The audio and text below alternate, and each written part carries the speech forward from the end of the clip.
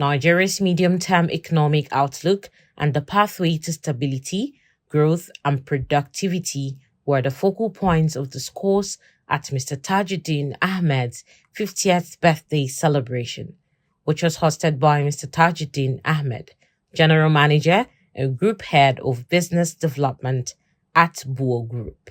The chairman of the occasion and former Minister of Industries, Trade and Investments, Dr. Olusegun Aganga, CON, in his remarks said, well-executed reforms will set the foundation for a strong Nigerian economy.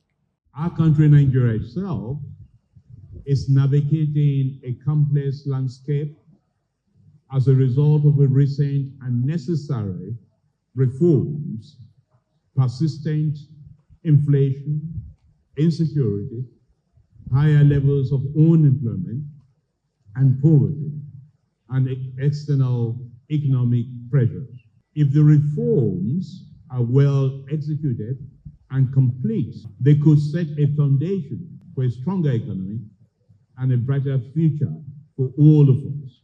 Despite these temporary challenges, Nigeria remains a blessed nation with abundance of resources, waiting to be properly managed to deliver high and sustainable dividends to its citizens. Notable Nigerian economists and policy experts examined the current impact of the reforms of the current administration and preferred solutions on way forward for an inclusive economy. Recent but necessary reforms, if well executed and fully implemented, could lay a foundation for a prosperous Nigeria. Do we all agree with that? Is that a consensus? If we are going to spend 10 years to prepare to be insane, so for how long do you actually want to be to execute the insanity itself? 5 years would be too much to lay a foundation. The 5 years can be broken down to immediate, which is we are about to turn into May. So immediate might be the things you want to do between now and the end of the year. So short term will be, everybody said, 1 to 2 years. So you should lay your foundation in the immediate or in the short term. In the medium term, Nigeria does 5-year development plans. You shouldn't be using 5-year development plans to lay any foundation. You should actually have concrete destinations in sight after 5 years. My view of this is laying the foundation began about 2 years ago. We must put that in context. Because over that time frame, a lot of things have changed in terms of policy choices, even in terms of sequencing of those policy choices. So we've also moved on to programs and projects, okay, over the last 2 years. So if I circle back to what Dr. Teriba said, that would mean in the immediate to short term, and I'm looking at that as between now and possibly end of 2026, we should be done with laying foundation, which means we are very clear about where we are going, and then we make clear choices. Coming back to the questions raised, what should we now do? We all are well schooled about the history of how we got to where we are, so we know where we are today and how we got here. So the issue now is going forward. So how do we achieve the prosperity that Dr. Aganga mentioned? That means we must conclude laying the foundation between now, that is immediate and short term, from my perspective, end of 2026.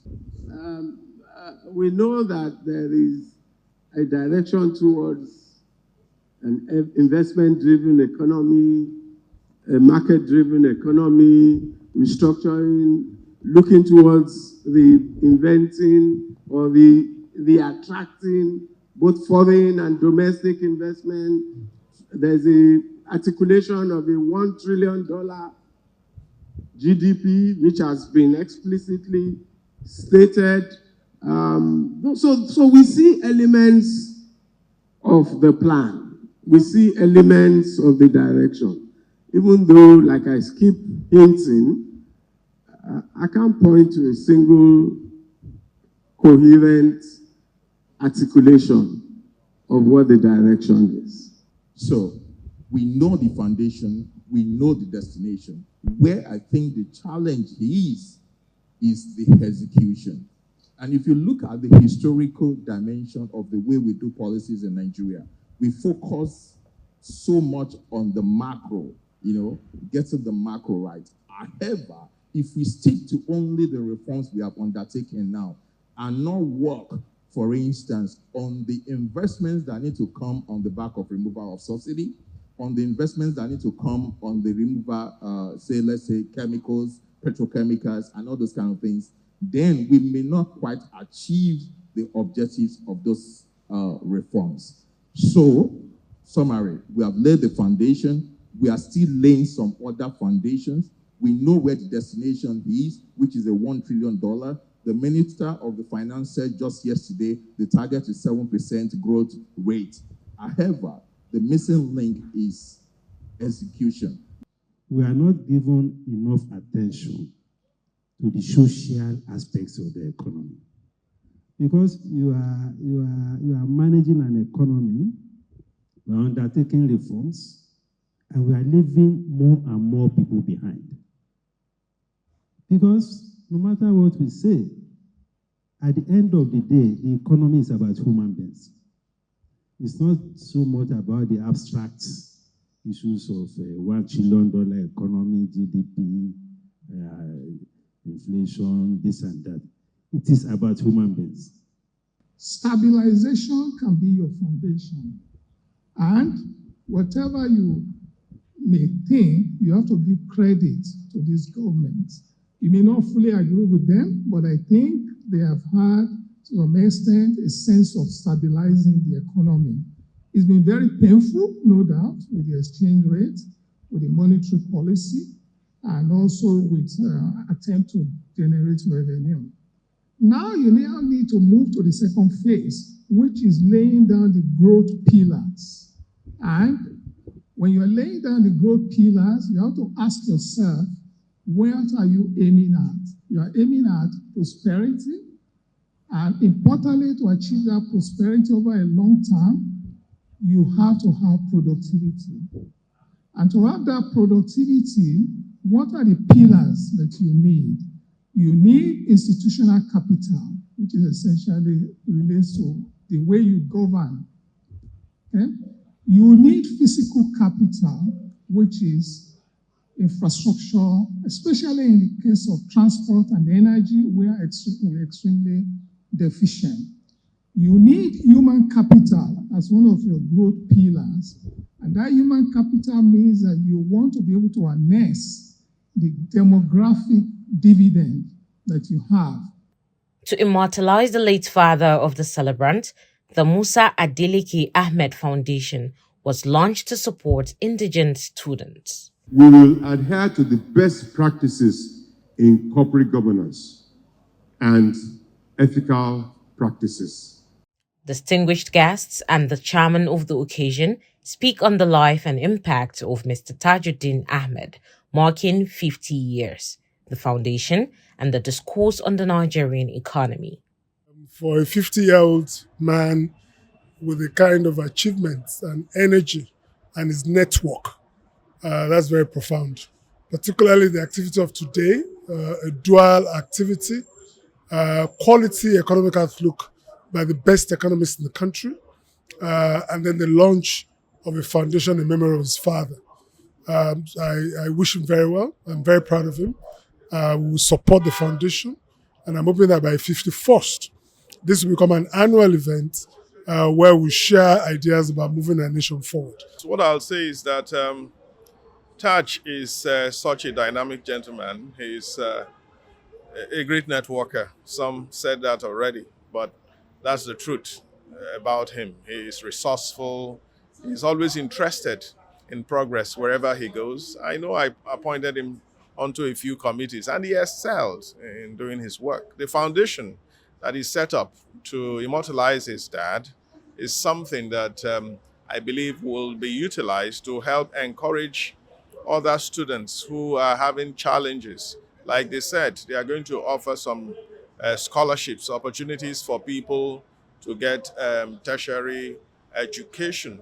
And hopefully it will help continue the good work that his dad did in the educational sector. So I think it's a step in the right direction and we'll be supporting it. Taji is one of those people who you meet and you recognize someone of quiet intellect and deep appreciation and understanding of what is important. I've known him for probably going on 15 years now. Um, and I'm really impressed with what he's achieved in his life at just 50, from both his family life as well as his professional life. And today we're celebrating his 50th. I'm delighted to be here and support him and congratulate him on his successes and wish him many, many more happy years in advance. Tajudeen, as I know him, we popularly call him Taj, is a social bird. He's quite very savvy in terms of organizing things and all that. So he's a man that we all respect, and that's why you see the gathering of who is who in this today's event. He's committed to a cause. When he's committed to a cause, I take for example when I was president of the Chartered Institute of Bankers, he's always among those that will organize the conference, and he puts over 100% into it. So he's committed, he's loyal, he's disciplined, and he's also focused. He's a good human being. He's a sound professional, almost effortlessly brilliant, So I'm glad that I'm part of this event today. And I'm also very proud of him for sustaining the legacy of his father by launching the Musa Foundation, Musa Ahmed Foundation. I think it's a great way to sustain one's parents' legacy, especially when it's dedicated to promoting educational advancement among young people. He's a very, very humble man who needs to be supported and assisted. And I think I'm here to, celebrate his 50th birthday with him. Your second point about the event, I mean, if you were here, I think you'd be impressed with the lineup of the panelists.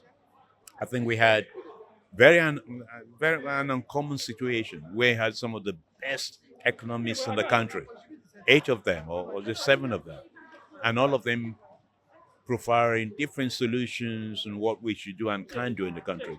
I promote and encourage things like that because when you're in government, you have too many things to do. You have things to think about. It's always helpful to have people who have, from a different perspective, who can guide and advise the government. And the role of the government is to listen to people like this. There are 1 or 2 ideas that can always take that will improve governance and help the people. And I think today, if they ask people to pay for it, they will pay for it because this is great value. For these are top economists in the country who know the situation in the country and what needs to happen. So I think this is top quality overall. It's been a very good day. And again, recognizing my late father, who was an educationist through and through from the onset. So he rose through the ranks: primary school teacher, headmaster, secondary school teacher, housemaster, lecturer. Then he became provost of 2 colleges of education, in his prime, before he passed away. I thought the only way to immortalize him, to retain his memory in the minds of several persons, is to do a foundation, especially the one that focuses on indigent students who might not have the opportunity. Because I used to tell people, when people look down on certain people, I said, you know why? That security guard, that driver, that vulcanizer, that housemaid will have been far better than you if they had the opportunities that you had. So don't look down upon anybody. Thank God for your own circumstances. And if you have the wherewithal to help others, to be a better version of yourself, I think you should help them. If you have the mindset of trying to make society better, we'll all be the better for it. Because in the end, if you are rich, if you are wealthy, if your neighbor is hungry, then you're going to pass through the road to your office. Anything will happen to you. That's my view of society. And I think I was able to achieve that today. Mr. Tajudeen Ahmed's passion for a transformed and inclusive Nigerian economy is worthy of emulation for well-placed elites in the society. His decision to sustain his father's legacy through the Musa Adeleke Ahmed Foundation to support indigenous students is a welcome development, and in addition to the several initiatives catalyzing investments in human capital development, one of the key areas that will reposition Nigeria as a competitive economy.